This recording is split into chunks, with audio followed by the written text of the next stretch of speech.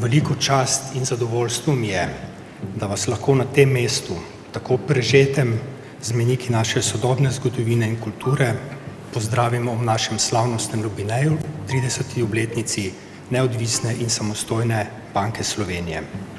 Pred 3 desetletji, na dan razglasitve samostojnosti Republike Slovenije, je bila namreč ustanovljena tudi Banka Slovenije, centralna banka novo nastale države, pomemben gradnik naše suverenosti.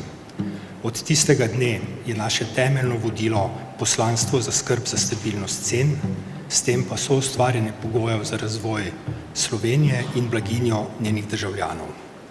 Obletnice so vedno čas za razmislek, za pogled nazaj, kaj je bilo v tem času narejenega, kakšen je naš odnos do tega, predvsem pa, kako lahko to uporabimo za naprej. In ko se ozrem nazaj, je Banka Slovenije največkrat stran od pretirane medijske pozornosti na doslej prehodni poti k stabilnosti in napredku Slovenije prispevala preudarno in državotvorno. Zato smo ponosni, da pomembno prispevamo temu, da podpora evru kot naši skupni valuti narašča.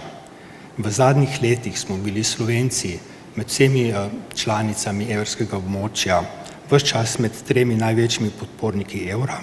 Še več, to, da kar 90% Slovencev podpira projekt evra, kaže na to, da je naša skupna valuta nekaj, kar nas kot državljane močno, če na kar najmočneje povezuje.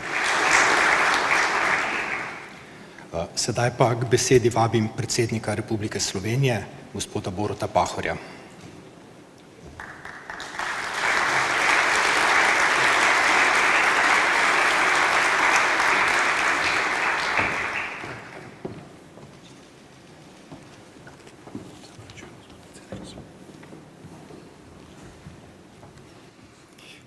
Hvala lepa, gospod guverner, da ste me nocoj ob tem čudovitem slovesnem večeru povabili medse.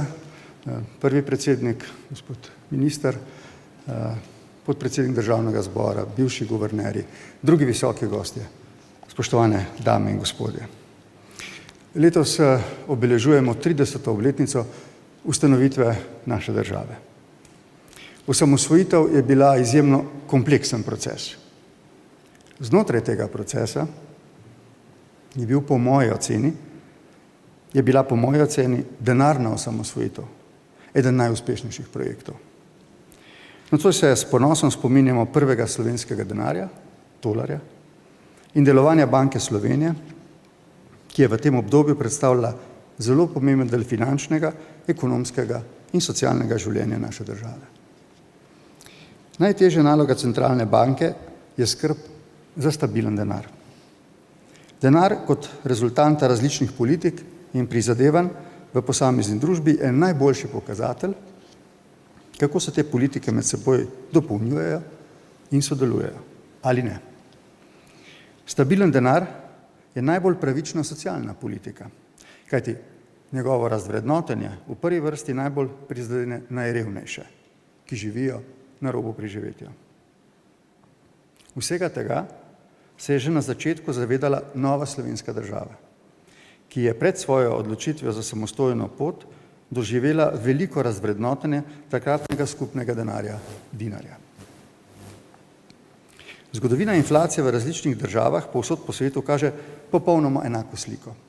Slabe gospodarske rezultate, nesposobnost konkurence, iskanje hranilca vrednosti v tujini, medsebojno nezaupanje, nespoštovanje pogodb, padanje življenjskega standarda in nenehno iskanje rešitev na drugih področjih, ki bi nadomestila neuspeh v denarni sferi.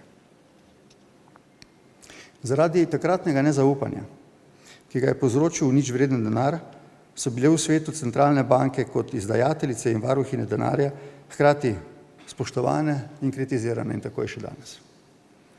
Ne glede na različne poglede, zagotovo stabilen denar predstavlja najboljšo osnovo za individualno in skupno načrtovanje prihodnosti.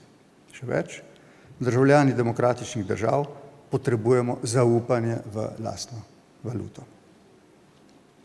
Iz zgodovine je znano, da je bilo v večini držav soočenih z visoko inflacijo zaupanje v lastno valuto zaradi tega zelo prizadeto.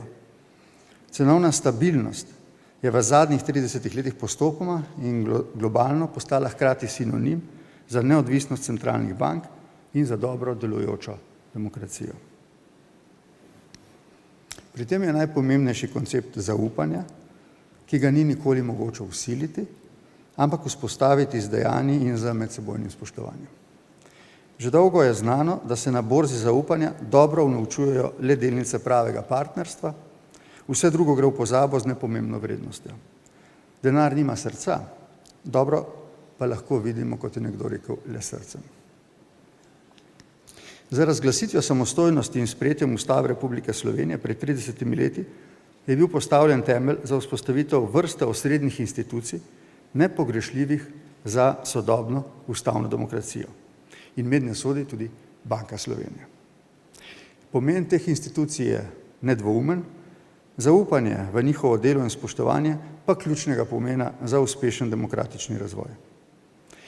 Spoštovanje in zaupanje zgradi in pridobi institucija sama, ali pa ne, z svojo visoko strokovnostjo in spoštovanjem ustavnih in zakonskih okvirov. Na nas vseh pa je, da hkrati s tem nenehno poudarjamo in uveljavljamo spoznanje, kako pomembno je spoštovanje njihove samostojnosti in neodvisnosti za naš boljši jutri. Neodvisnost v politični demokraciji, kot pogosto poudarim, seveda ne pomeni, da med institucijami ni sodelovanja ali povezovanja. Banka Slovenije je tako od začetka vodila samostojno denarno politiko, o tem poročala Državnemu zboru in tudi skupaj z njim iskala najboljše rešitve. Sodelovala je in sodeluje z vlado z namenom, da bi se vse tri politike, denarna, proračunska in dohodkovna, da bi vse tri dajale najboljše rezultate.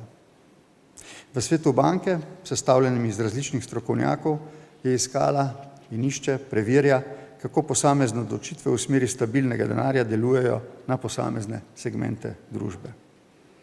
Neodvisnost tako ne pomeni neupoštevanje dialoga, prav nasprotno, dialog temelječ na argumentih med institucijami je zagotovilo njihove neodvisnosti. Skupna valuta, evro, je tudi naša skrb zdaj in hkrati prednost, ki nam zdaj in tudi v prihodnje pomaga na tujih trgih.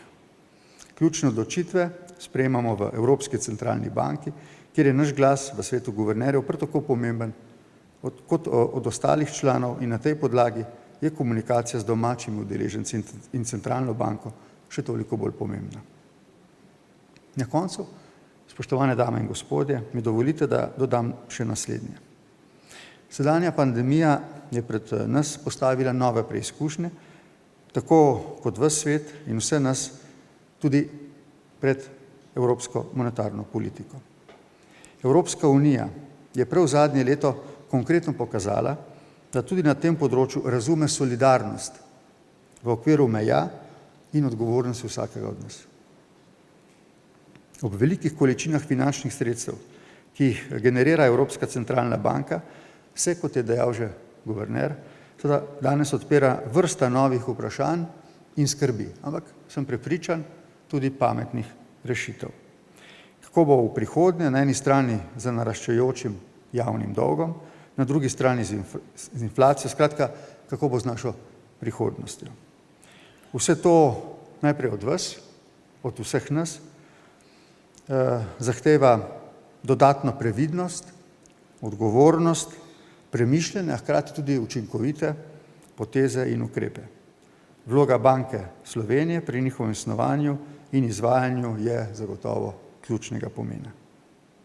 Čestitam Banki Slovenije ob njeni 30. obletnici z željo, da bi se z omenjenimi prihodnjimi izzivi, ki niso lahki, uspešno spopadla in tako utrjevala še naprej zaupanje v svoje delo in neodvisnost. Sprejmite čestitke in najboljše želje za vašo in našo skupno prihodnost. Hvala lepa za vašo pozornost.